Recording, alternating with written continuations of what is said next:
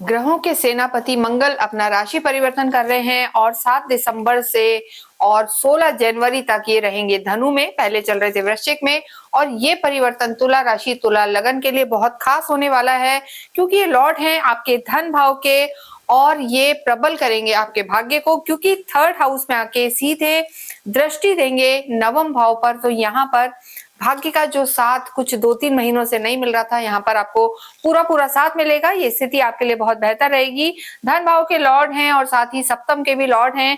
तीसरे भाव में आके आपके जीवन में देखिए मंगल वैसे भी उत्साह के कारक हैं, एक अलग सी एनर्जी देंगे, आपके पराक्रम को बढ़ाएंगे और सिबलिंग से आपके रिश्तों को भी सुधारेंगे। इसके साथ साथ इनका और क्या प्रभाव रहेगा ये हम देखते हैं। सबसे पहले अगर हम बात करें आपके स्वास्थ्य की, लेकिन उससे पहले जानना जरूरी है कि मंगल की 3 दृष्टियां हैं। एक दृष्टि आपके रोग ऋण शत्रु के घर में रहेगी और 7वीं दृष्टि भाग्य पर और 8वीं जो दृष्टि होती है इनकी आपके कर्म क्षेत्र पर रहेगी। और मंगल को भी केतु देख रहे हैं, गुरु देख रहे हैं, शनि देख रहे हैं। तो यहाँ पर जो स्थिति है बहुत सारे ग्रहों का प्रभाव है मंगल पर और मंगल भी प्रभावित करेंगे।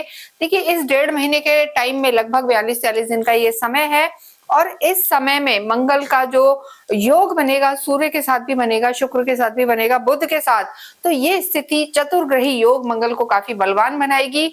यहाँ अगर हम स्वास्थ्य की बात करें तो तीसरे भाव में मंगल का आना, आप जो पीछे लंबे समय से डल चल रहे थे, प्रोक्रेस्टिनेशन बढ़ा हुआ था, आलस था, वो सब यहाँ पर दूर होगा, एनर्जेटिक फील करेंगे।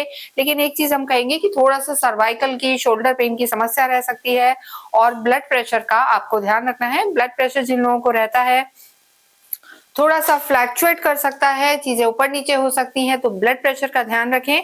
खाने पीने का ध्यान रखें, बहुत ज्यादा हैवी और बहुत वैसा खाना ना खाएं जो आपके वेट को भी पुट ऑन कर दे। तो इस चीज का आप ध्यान रखें, अन्यथा यहाँ पर चीजें ठीक हैं। लव लाइफ की हम बात करेंगे तो देखिए लव लाइफ के लिए जब भी बात करते हैं तो 5th हाउस देखा जाता है। यहाँ पर डायरेक्टली मंगल कहीं इफेक्ट नहीं कर रहे हैं, लेकिन राहु विराजमान है, केतु की दृष्टि है और केतु मंगल को भी देख रहे हैं पंचम दृष्टि से।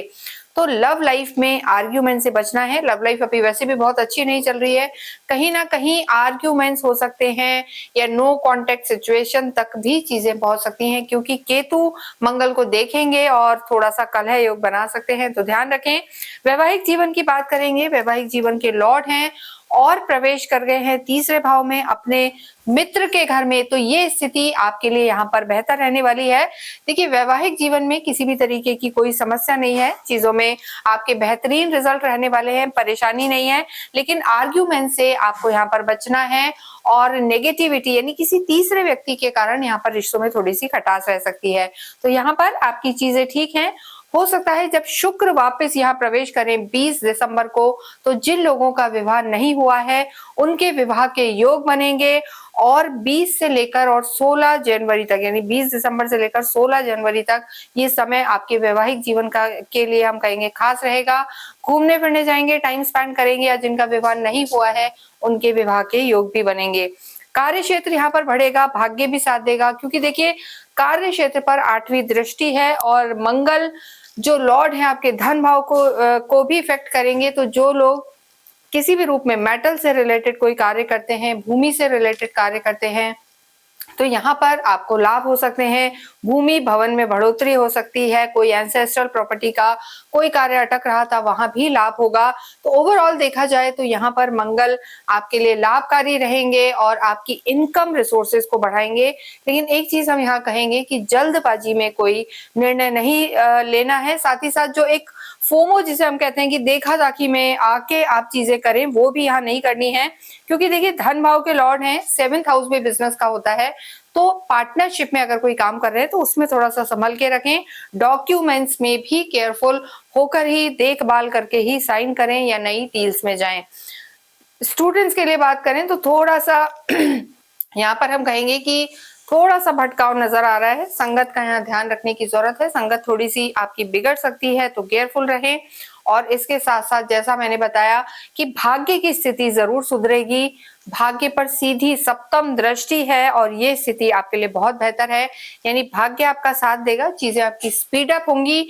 जो प्रोक्रेस्टिनेशन, आलस बढ़ा हुआ था उसमें कमी आएगी। और अगर हम बात करें अध्यात्म और धार्मिक यात्राओं की, वो यहाँ बढ़ते हुए नजर आ रहे हैं, क्योंकि गुरु भी मंगल को देखेंगे और मंगल की भी दृष्टि भाग्य पर है, वहीं गुरु विराजमान है, तो ये स्थिति आपके घर में मांगलिक कार्य कराएगी, धार्मिक यात्राएं कराएगी और भाग्य आपका पूरा पूरा साथ देगा। लेकिन आपको ध्यान रखना है अपने क्रोध पर और जल्दबाजी पर। जितना हो हनुमान चालीसा का पाठ करें, आपके लिए बहुत अच्छा रहेगा। अगर आप 6 मुखी रुद्राक्ष धारण करते हैं, राम रक्षा स्तोत्र का पाठ करें और मंगलवार के दिन आप अवश्य ही छोटे छोटे बच्चों को कुछ भी मिष्ठान बांटे, चॉकलेट्स दे सकते हैं या गुड़ से बनी हुई कोई मिठाई दें, इससे आपके भाग्य में वृद्धि होगी। इसके साथ ही इस वीडियो को हम यहीं समाप्त करते हैं। कमेंट बॉक्स में ओम हम हनुमते नमः लिखें। Thank you.